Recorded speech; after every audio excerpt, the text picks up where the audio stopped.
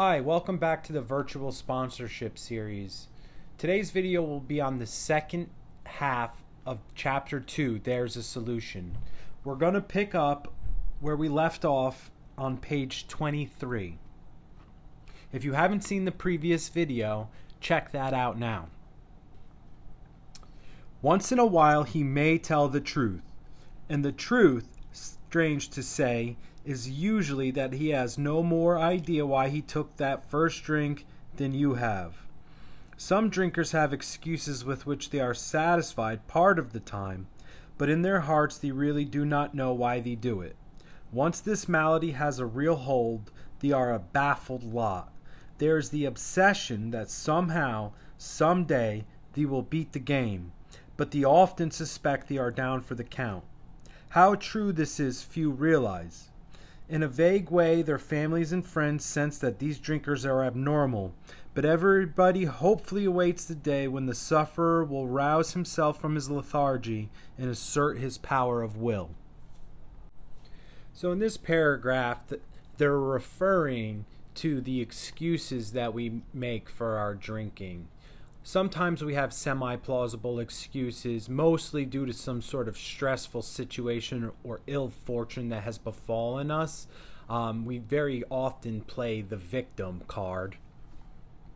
But in light of all the trouble that the drinking causes us towards the end, none of these excuses can really make sense. And so deep down, we have this feeling that we are kind of just helpless. This is also the first time they use the word malady in the book. So in the previous chapters, we've talked about the physical allergy and the mental obsession. Now, on top of those two things, the book also refers to a spiritual malady. So this disease is affecting us mind, body, and spirit. And we will break that down more in some of the later text.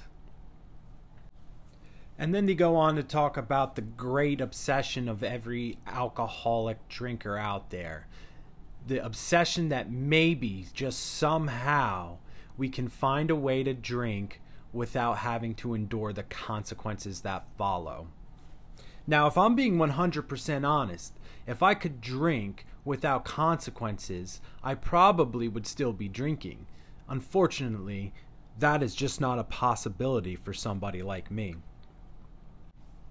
And then early on in our drinking careers, there are signs that we are abnormal drinkers, and people may say something to us, but after giving them some semi-plausible excuse, they usually back off because they think that maybe one day you'll grow out of it and you're just going through a phase. But after years and years of the same cycle, people start to lose hope in your ability to maintain sobriety. The tragic truth is that if the man be a real alcoholic, the happy day may not arrive. He has lost control.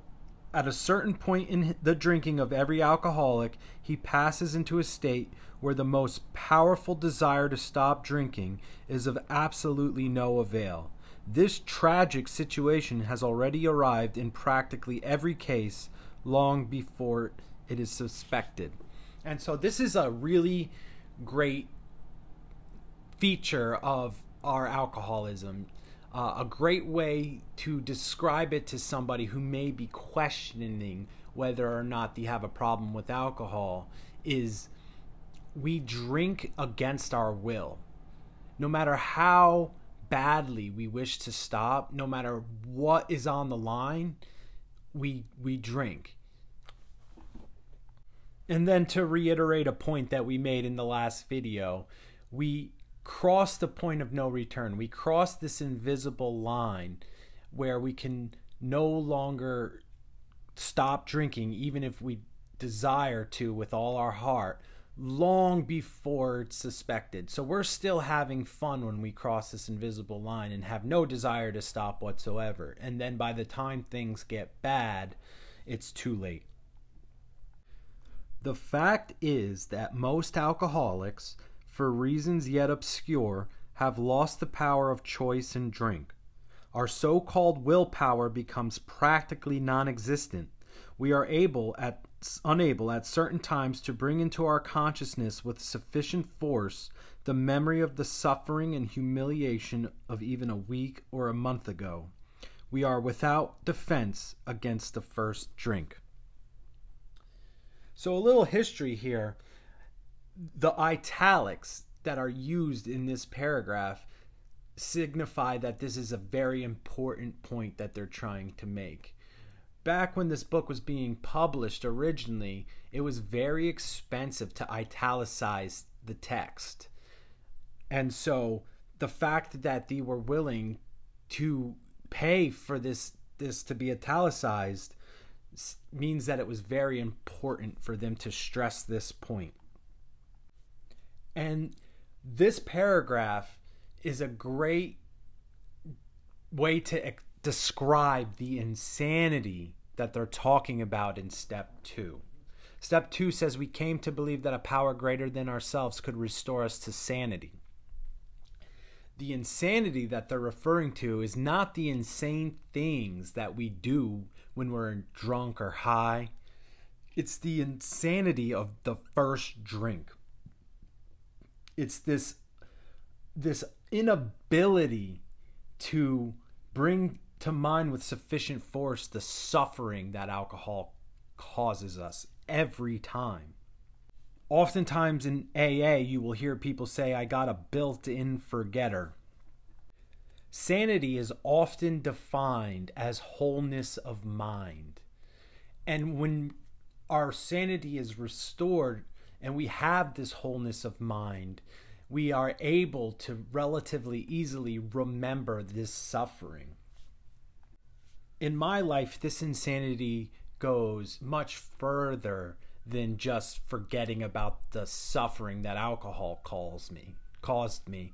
Oftentimes I forget how much of an asshole that I can be sometimes. And I get this ego and I think that I know better. Although my experiences have shown me time and time again that that is not the case. We are without a defense against the first drink. This point cannot be stressed enough. When you go through a detox in a treatment center and you come out on the other side, it is so easy to slip into the mind state that now that you're not drinking, you're doing just fine. But we are without a defense. And if we go for long enough, eventually we will drink. It is not a matter of if, it's a matter of when. The almost certain consequences that follow taking even a glass of beer do not crowd into the mind to deter us. If these thoughts occur, they are hazy and readily supplanted with the old threadbare idea that this time we shall handle ourselves like other people. There is a complete failure of the kind of defense that keeps one from putting his hand on a hot stove. Pain is there for a reason. When we put our hand on a hot stove and it burns us, we very quickly learn not to put our hand there again. If human beings did not experience pain, then theoretically we could go out and just do something that could harm or maim or kill us without even realizing it. So it's an indicator that, hey, something's wrong. You need to change. It's very easy to see how this is applicable when it comes to physical pain. However, people fail to make the connection with emotional and spiritual pain. The misery, the despair, the doom that we feel in the depths of our drinking, we think is just the conditions of our lives, and we feel the victim. Never once do we think, hey, maybe I'm bringing this on myself by the way that I'm acting. It's a hard pill to swallow, taking accountability for your own suffering, made even harder by the fact that even if you were to take accountability for your suffering, by no means does that mean you'll be able to avoid it permanently. But in my experience, until one starts to take accountability for their actions and the misery that it brings upon them, then there is no motivation to change whatsoever. And if you have no humility and no motivation to change, then your ideas are fixed and you're not open to any kind of solution. The alcoholic may say to himself in the most casual way, "It won't burn me this time, so here's how." Or perhaps he doesn't think at all. How often has some of us begun to drink in this nonchalant way, and after the third or fourth, pounded on the bar and said to ourselves, "For God's sake, how did I ever get started again?" Only to have that thought supplanted by, "Well, I'll stop with the sixth drink," or "What's the use anyhow?" When this sort of thinking is fully established in an individual with alcoholic tendencies, he has probably placed himself beyond human aid, and unless locked up, may die or go permanently insane. These stark and ugly facts have been confirmed by legions of alcoholics throughout history. But for the grace of God, there would have been thousands more convincing demonstrations. So many want to stop, but cannot. Anybody who's attempted a geographical cure should be able to relate to this first paragraph. That is one of the first ways that we attempt to either control or stop our drinking on our own, along with getting out of certain relationships, cutting out certain friends, switching jobs. You can add to this list over and over. We do all sorts of experiments to see how we can be the exception to the rule and find our own way to control or stop our drinking. And then after a period of sobriety, when we do have that first slip, we oftentimes will say to ourselves, "Well, I fucked up, but might as well get it in while I can. Why accept the consequences if we don't at least get something out of it?" And then it goes on to say, like, once that type of thinking is established, we are most likely beyond human aid. Now, human aid would be treatment centers, therapy, retreats, anything that another human could potentially do for you to help you stop your drinking. In a few paragraphs, we're going to go over a great example of somebody who went to extreme measures to seek the best human aid possible. There is a solution. Almost none of us like the self-searching, the leveling of our pride, the confession of shortcomings which the process requires for its successful consummation. But we saw that it really worked in others, and we had come to believe in the hopelessness and futility of life as we had been living it. When therefore we were approached by those in whom the problem had been solved, there was nothing left for us but to pick up this simple kit of spiritual tools laid at our feet. We have found much of heaven, and we have been rocketed into the fourth dimension of existence, of which we had not even dreamed. So it says right here that most of us don't come in to be virtuous. We come in to save our ass. We don't really like the idea of doing a fourth and a fifth step, but we do it because we have to, and we do it begrudgingly. And for me, this is very important, because if somebody comes in and they think that they need to have a certain attitude, or if they need to have faith to begin the journey, then they're probably going to write it off as not possible for them. I know when I came in, I didn't have faith, and I didn't have a good attitude either, and I did this stuff begrudgingly because I knew that I had to. I never expected it to rocket me into the fourth dimension, but it did. And I'm at pains to really describe what that means. I've had sponsees ask me what the heck they're talking about there. And it's like, anybody who's had a spiritual experience with the 12 steps knows what they're talking about, but it's very hard to put into words. The best I can do is There is such an internal change brought upon by the steps that without the outside world having to change very much, a new world snaps into view. One that is beautiful, has meaning and purpose, and we are at peace. We can trust in the fact that things happen for a reason, and it makes life much more easygoing for us. The great fact is just this and nothing less, that we have had deep and effective spiritual experiences which have revolutionized our whole attitude toward life, toward our fellows, and toward God's universe. The central fact of our lives today is the absolute certainty that our Creator has entered into our hearts and lives in a way which is indeed miraculous. He has commenced to accomplish those things for us which we could never do by ourselves. So in this paragraph, they're saying that this fourth dimension is the spiritual experience. It's coming into contact with the Creator. And then there's the asterisk, which says to refer to Appendix 2, where spiritual experience is fully explained. The Appendix 2 reads, "The terms spiritual experience and spiritual awakening are used many times in this book, which, upon careful reading, shows that the personality change sufficient to bring about recovery from alcoholism has manifested itself among us in many different forms.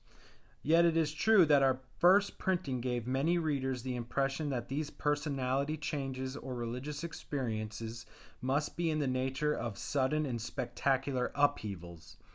Happily for everyone, this conclusion is erroneous. In the first few chapters, a number of sudden revolutionary changes are described.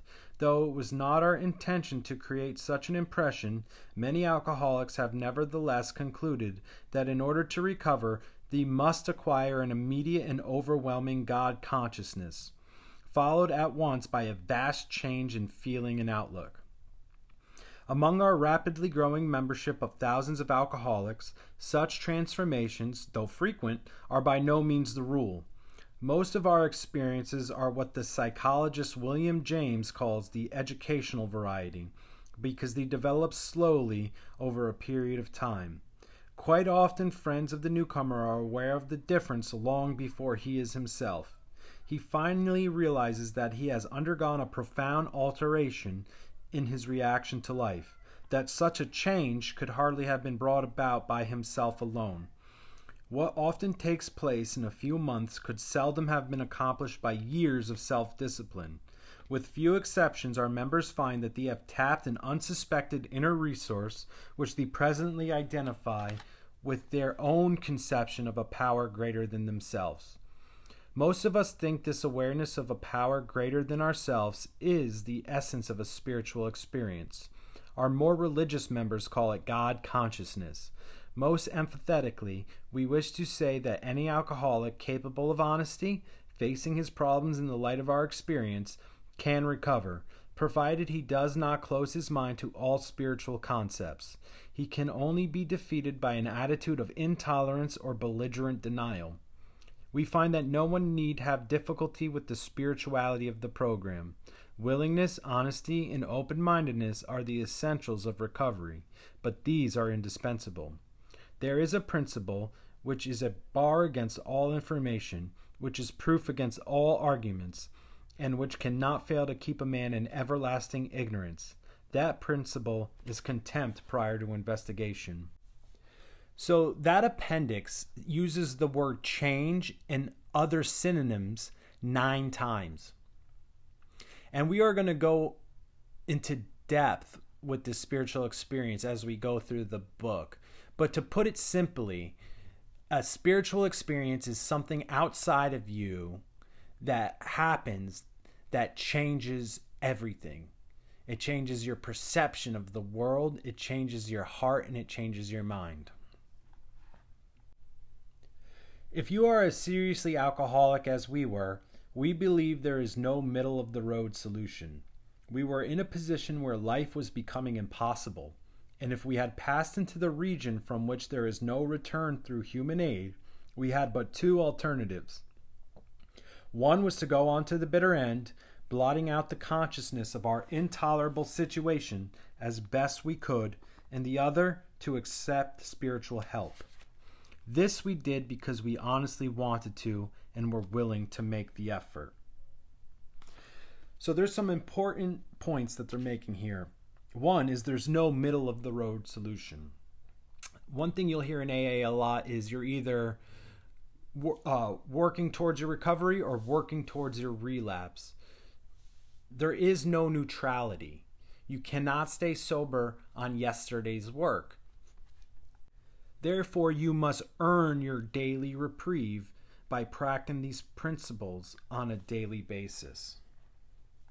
And then it goes on to refer that if we have passed into the region in which there's no return through human aid, which a couple paragraphs ago we have already established that if you had that experience where you were trying to be sober and after a period of abstinence you slipped up and thought to yourself, oh, might as well get it in while the getting's good, then you've probably already passed into that region. Then you need to either A, go on to the bitter end, blotting out your miserable existence the best you could, or accept spiritual help. Now, this decision is very difficult if you are an alcoholic.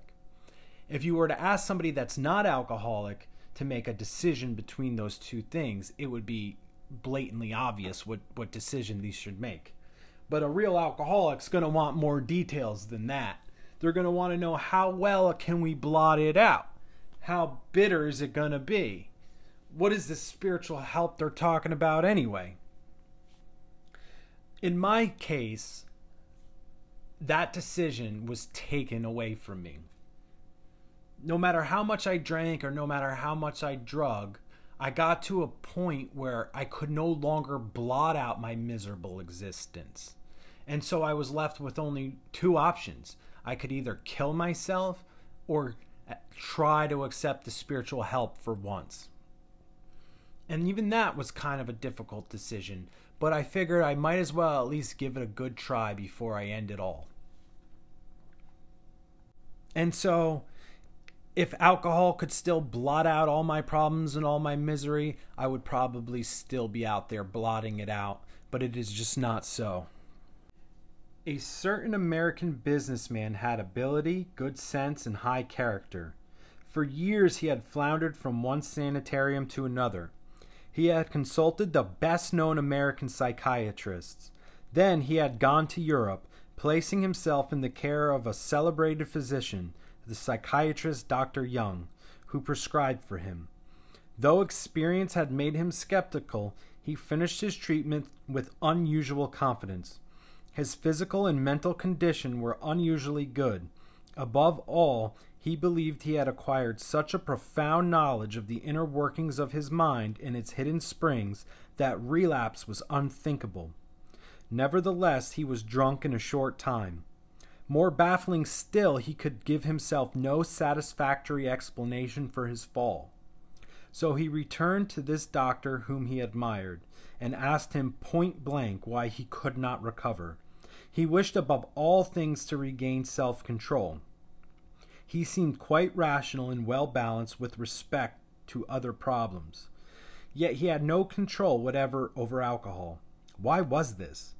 He begged the doctor to tell him the whole truth, and he got it. In the doctor's judgment, he was utterly hopeless. He could never regain his position in society, and he would have to place himself under lock and key or hire a bodyguard if he expected to live long. That was a great physician's opinion. So earlier I said that we were going to go over an example, a good example of seeking human aid. So the man that they're talking about in this paragraph is a man named Roland Hazard. So Roland Hazard goes all over the country looking for the best possible psychiatrist, seeking human aid to relieve him of his alcoholism. Nobody's able to help him. Then he goes to Europe to see Dr. Carl Jung. Dr. Carl Jung is a Swedish psychiatrist, and he is arguably one of the greatest minds in psychiatry even to this day. If you were to go to college and take a course in psychology, you would probably still learn about the works of Carl Jung decades after he has passed away. So I think it's safe to say that this is arguably one of the best forms of human aid money could buy. And yet it did absolutely nothing for helping him with his alcoholism. But this man still lives and is a free man. He does not need a bodyguard, nor is he confined. He can go anywhere on this earth where other free men may go, without disaster, provided he remains willing to maintain a certain simple attitude. Some of our alcoholic readers may think they can do without spiritual help. Let us tell you the rest of the conversation our friend had with his doctor. The doctor said, "You have the mind of a chronic alcoholic. I have never seen one single case recover where that state of mind existed to the extent that it does in you." Our friend felt as though the gates of hell had closed on him with a clang. So despite the opinion of the great Dr. Jung, this man was able to get sober, provided that he maintains the attitude that was brought about by working the 12 steps. Then the doctor does something great. He gives him the hard, honest truth and says, "You're doomed." He said to the doctor, "Is there no exception?" "Yes," replied the doctor, "there is. Exceptions to cases such as yours have been occurring since early times. Here and there, once in a while, alcoholics have had what are called vital spiritual experiences. To me, these occurrences are phenomena. They appear to be in the nature of huge emotional displacements and rearrangements. Ideas, emotions, and attitudes which were once the guiding forces of the lives of these men are suddenly cast to one side, and a completely new set of conceptions and motives begin to dominate them. In fact, I have been trying to produce some such emotional rearrangement within you.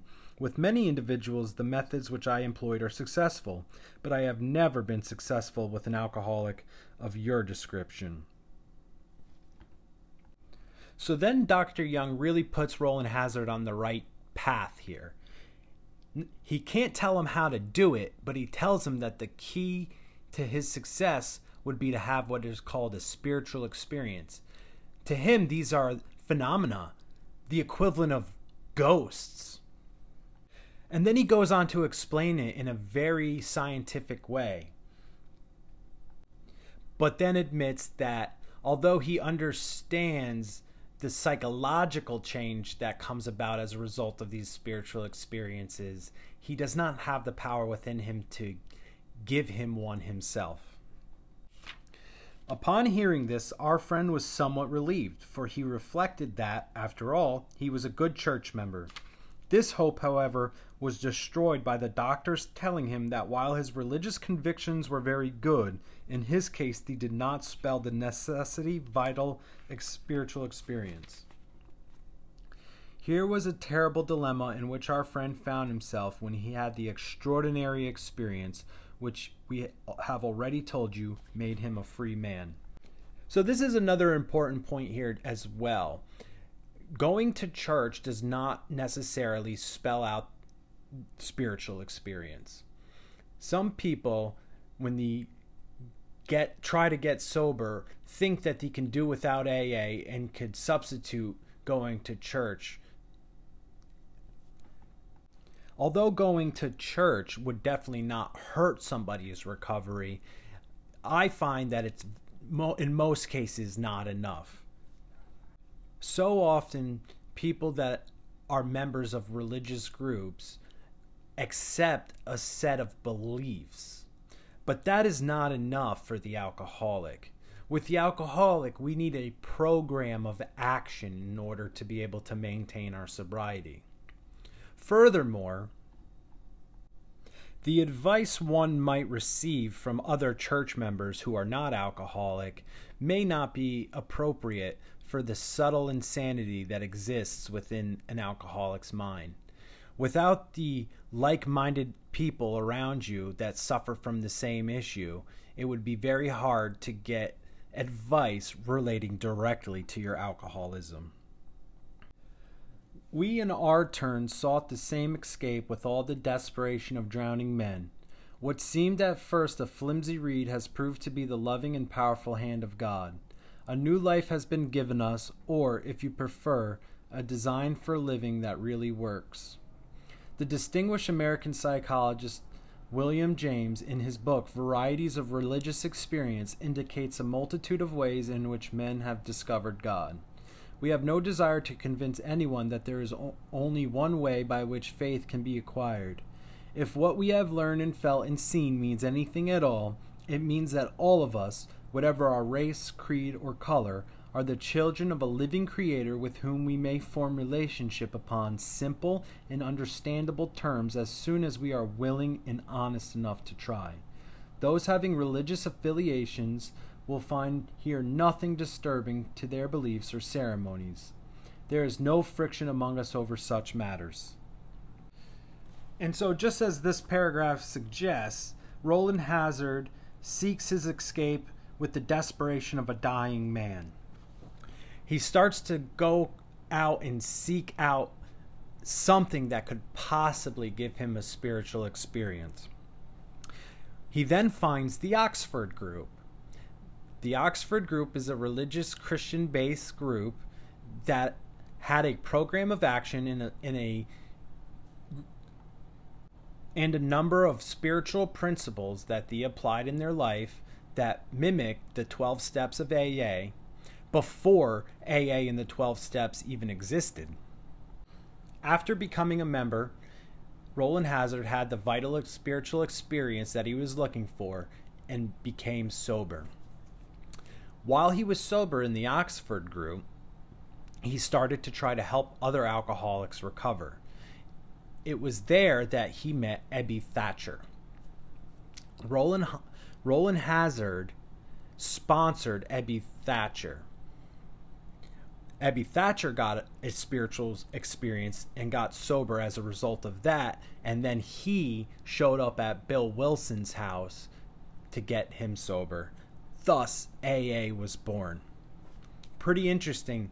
Carl Jung can be found deep within the roots of AA. We think it no concern of ours what religious bodies our members identify themselves with as individuals. This should be an entirely personal affair which each one decides for himself in the light of past associations or his present choice. Not all of us join religious bodies, but most of us favor such memberships. In the following chapter there appears an explanation of alcoholism as we understand it, then a chapter addressed to the agnostic. Many who once were in this class are now among our members. Surprisingly enough, we find such convictions no great obstacle to spiritual experience. And this is one of the beauties of AA. It's open to all forms of belief, all forms of religion. We do not exclude anybody, and there's nothing in the 12 steps that would go against any religious practice. Further on, clear-cut directions are given showing how we recovered. These are followed by 42 personal experiences. Each individual in the personal stories describes in his own language and from his own point of view the way he established his relationship with God. These give a fair cross-section of our membership and clear-cut idea of what has actually happened in their lives. We hope no one will consider these self-revealing accounts in bad taste. Our hope is that many alcoholic men and women desperately in need will see these pages, and we believe that it is only by fully disclosing ourselves and our problems that they will be persuaded to say, "Yes, I am one of them too. I must have this thing." So we've outlined a lot of the problem and a lot of the solution already. In the next chapter, more about alcoholism, we're going to dive a little bit deeper into the nuances of the problem, followed by We Agnostics, which is really going to start to get into the solution and the stuff that blocks us and makes us prejudiced towards spiritual concepts. I hope you enjoyed this video, and join me next time for Chapter 3. There's more about alcoholism. God bless. See you next time.